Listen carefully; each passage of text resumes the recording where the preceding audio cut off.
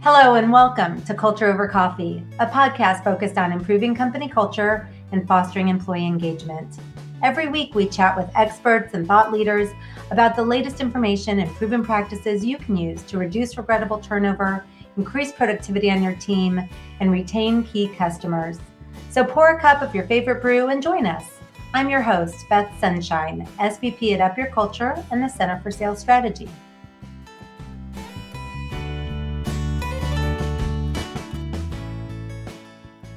In this episode, we're continuing our exploration of Engage 2024, the company culture report, by asking the question, why are employees less engaged than they were a year ago? We'll break down exactly how you can go about stoking the flames of your company campfire to ensure that it's burning brighter than ever. And helping this episode shine brighter is Kate Rehling, talent analyst and engagement specialist here at Up Your Culture. Kate brings some great insights to light, like how disengaged employees can create a higher risk of burnout for those around them, why the seeds of many engagement issues are planted during a less than ideal onboarding experience, and lastly, why conducting an annual culture and engagement survey is crucial to uncovering the actionable insights you need to ensure your company campfire is roaring.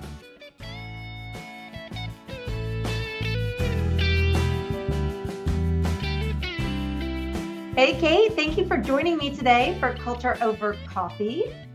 This season, we're going to dig into the Engage 2024 Culture Report, which I know you know a lot about.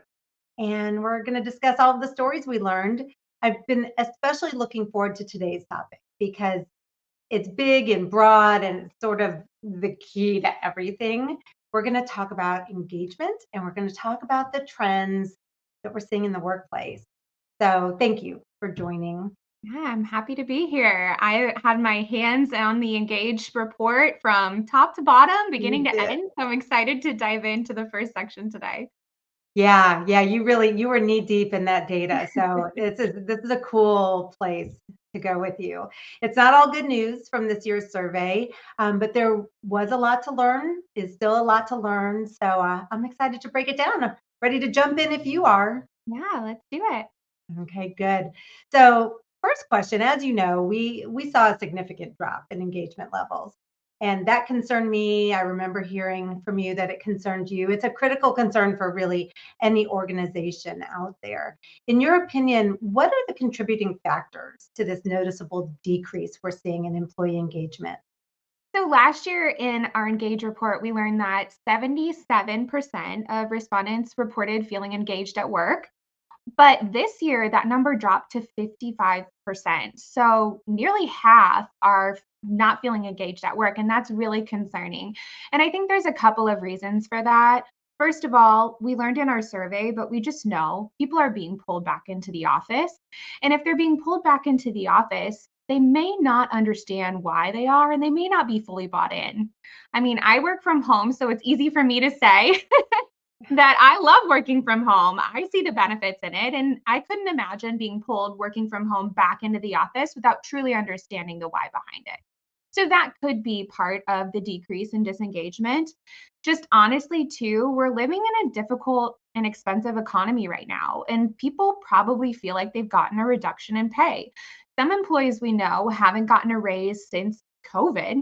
So it's really tough to kind of be masked behind that. I mean, previously, if you were feeling disengaged, but you were getting paid really well, that's okay. I can go home, I can vent.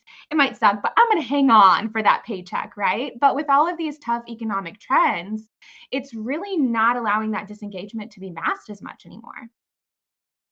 Very interesting. So pulling people back to the office and also the fact that their paychecks feel smaller and so engagement is even more crucial. Very Yeah. interesting takeaways. So how crucial is it for companies to now reverse that trend? And if they don't, or if they take too long to really jump on this, what could be the long-term effect of this low employee engagement? Yeah, it's really scary. I mean, low employee engagement affects everything. It affects productivity, it affects revenue, it affects innovation. And probably one of the worst things, honestly, is that those employees who are engaged, they're rolling up their sleeves, they're all in.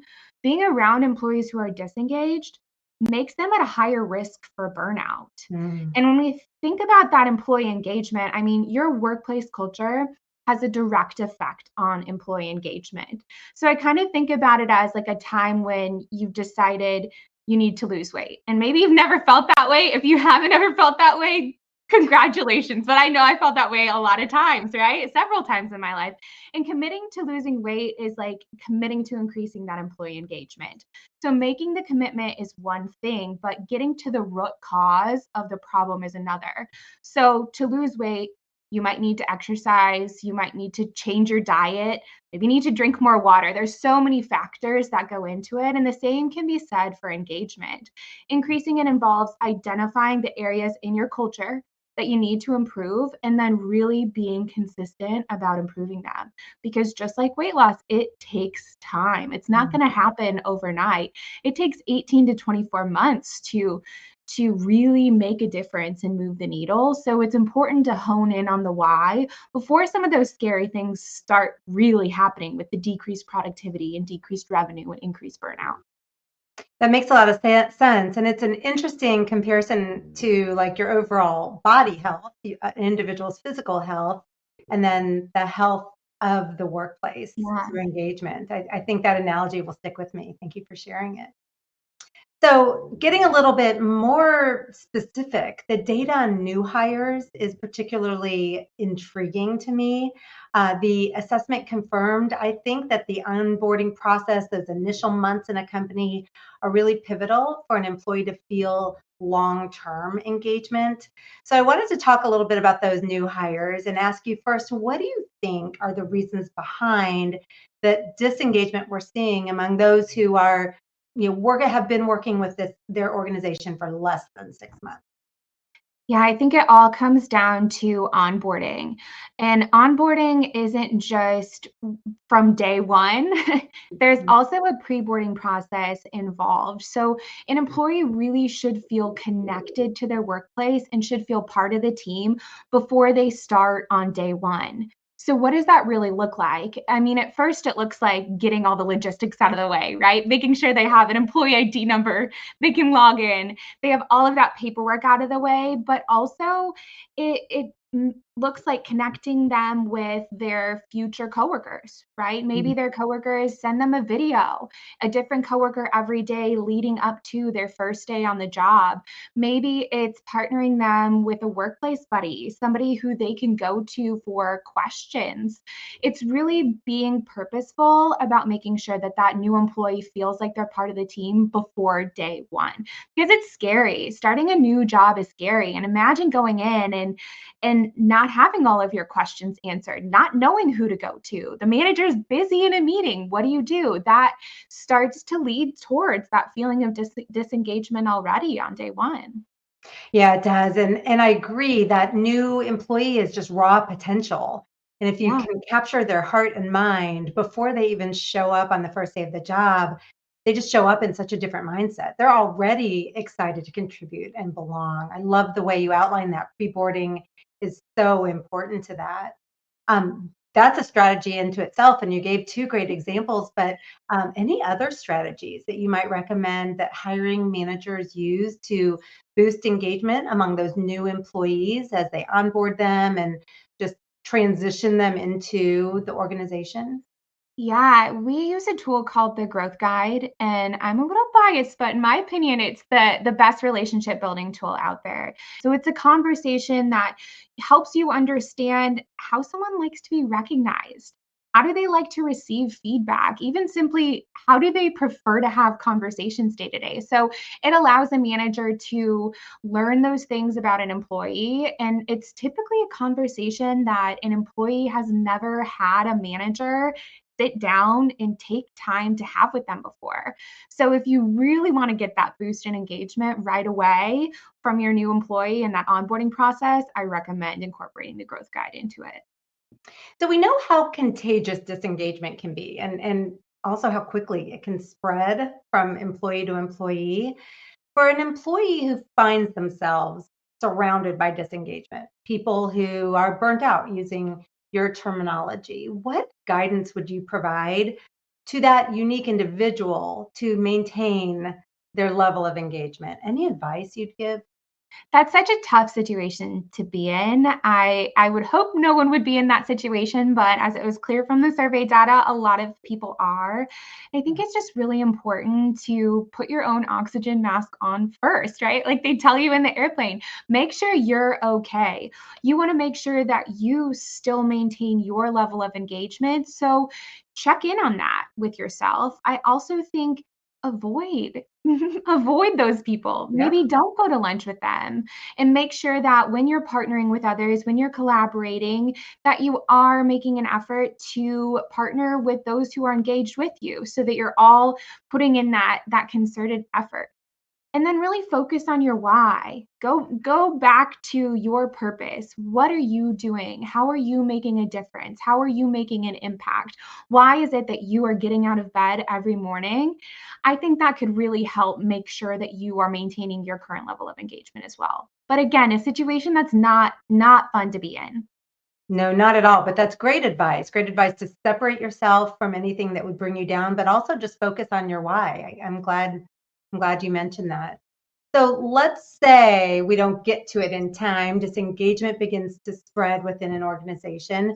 Then what measures would you recommend on a larger scale to maybe the company leadership or to the people managers to stop that spread, to reverse the trend? Yeah, first of all, I mean, you can't ignore it. We've worked with so many organizations where they've kind of brushed it under the rug, and then all of a sudden it's a gigantic issue, and it's so tough to reverse. So you really have to look at yourself in the mirror, lean in, have the conversation about what's happening, really recognize that it is an issue. At Up Your Culture, we reference the four engagement elevators a lot: shared mission, people development, valued voice, and earned trust. And we know that those four things really help organizations increase their culture and boost employee engagement.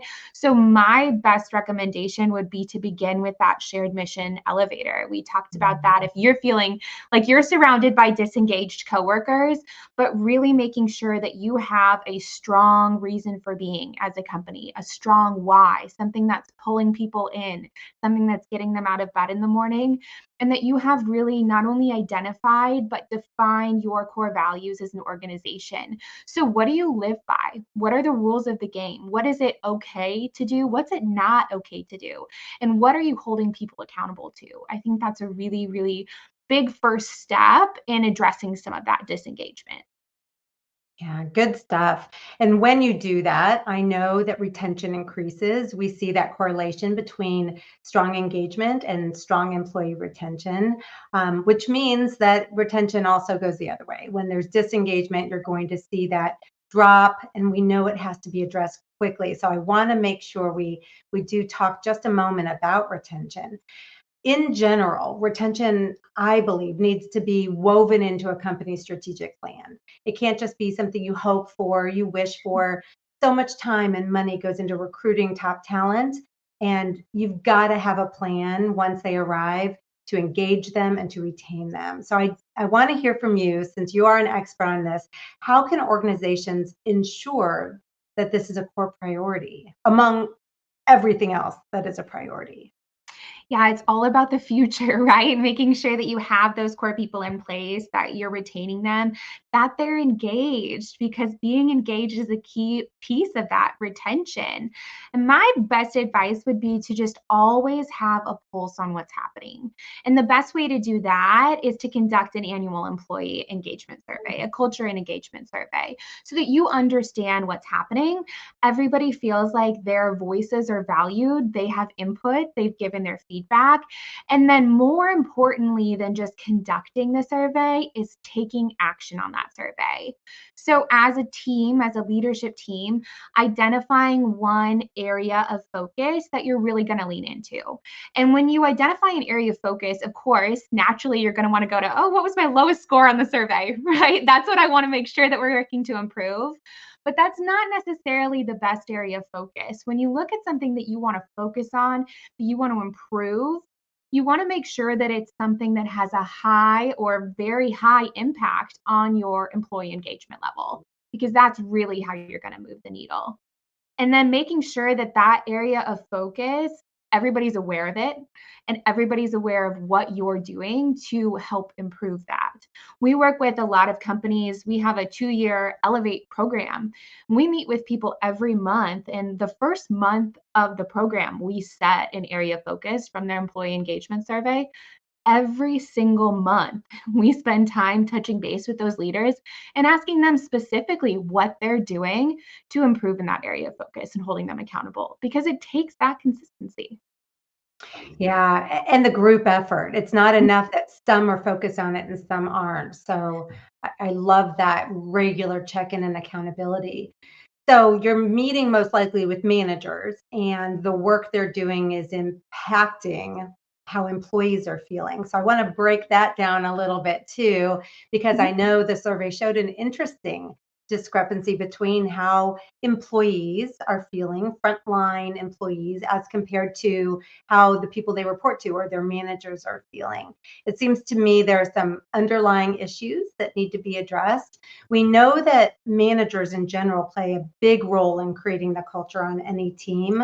Um, so if the manager is not all in, that right there puts their team at a deficit. As a coach, how would you guide a manager who's struggling with company culture? They know they need to make positive change. They know their people aren't terribly engaged. They need to improve, but they also kind of feel a bit uninspired, disengaged, burnt out themselves. Let's start with Mhm. that. What would you do?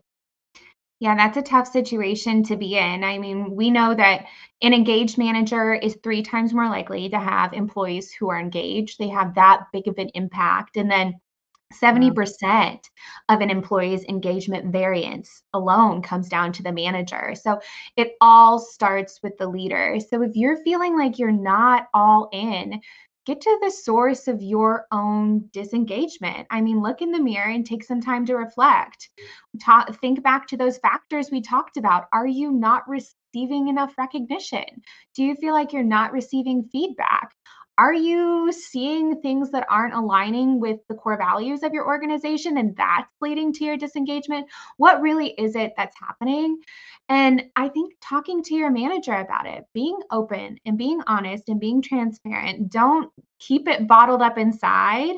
Make sure that you're having that conversation so that you can brainstorm some action steps together. And of course, nobody wants this to happen. I would hope this wouldn't happen. But at some point, you may need to ask yourself, is this the best place for me to be right now? Am I really serving my people? Am I serving my organization if I'm feeling disengaged? Yeah. Well said. Um, we've kind of put this conversation into the context of health earlier, so I'm going to stick with that in talking about a more formal culture initiative, something that an entire company takes on when they know they want to improve their culture, they want to boost employee engagement.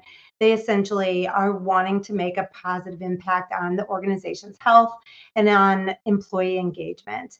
When that's done well, I've seen amazing transformations happen. And I know you've been a part of organizations transforming in that way. So I'd love to hear from you. Can you outline just the key components of a successful culture initiative? Because they could look different from place to place, organization to organization. But what are the key components? And maybe tell us how these elements contribute to the positive shifts that we'll hear from survey participants. Yeah, I mean, that's why I get out of bed every morning. That's my purpose is to watch companies grow and improve in that way. But I think the biggest piece, first of all, is that it's a company-wide structured focus where every single leader is on board. It can't be just the middle managers or just the frontline managers. It has to be from the CEO on down so that everybody is bought in. And it has to measure that engagement level. So it needs to begin with a survey and go through that process that I outlined previously, where you go through the survey, identify an area of focus, and really work to improve in that area of focus. And at Up Your Culture, I mentioned we have 4 engagement elevators, and we have a 2-year program because we know, again, that it takes a long time to boost your culture and increase engagement. And our 2-year program focuses on shared mission initially, making sure that you have a clear reason for being, clear core values, you're rallying everyone together, everyone feels that sense of purpose and that sense of belonging. Then people development, which really has managers leaning into their people. I mentioned the growth guide conversation earlier. People development involves growth guide conversations, managers understanding where their direct reports want to go, how they want to grow, how they want to be recognized, really opening that relationship up, which then directly leads into valued voice, the third elevator. Valued voice is all about that open and honest two-way communication. For me, it so beautifully comes from that people development, right? After managers are spending time with their direct reports, and then their direct reports feel like their voices matter. They can share, they can push back, they can make mistakes, and it's okay. And then finally, the fourth engagement elevator is earn trust. And it's all about that loop, making sure that from top to bottom, people trust each other. When you make commitments, you know that those commitments will be followed up on and followed through on. And then again, it's important to measure your culture and engagement levels through a second survey. Hone in on that area of focus, share the survey results back, and identify yet another area of focus that you can work on to move the needle on engagement. I could talk about this all day. You have such a good understanding of this, and just hearing the journey from that strong shared mission all the way to the earned trust where you can really count on your company and your leaders. It's powerful stuff. I appreciate you coming and spending time with me today talking about culture over coffee. You have shared a ton of great information and ideas. I know our leaders, I know our listeners will find this very valuable. So for those listening, I'm going to drop Kate's LinkedIn information in the show notes. So feel free to connect with her. I know she'd love it if you're interested. I'm also going to add a link to the Engaged 2024 Company Culture Report so you can dig into the details, see it for yourself. Thank you, Kate, for all of your expertise. And as we wrap up, for everyone listening, remember that a strong company culture, it begins with you. So thank you, everyone. Thanks so much for spending time with us on Culture Over Coffee. If you've enjoyed the conversation, be sure to subscribe and join us for every episode. For more helpful information on the topics of company culture and employee engagement, visit us at upyourculture.com.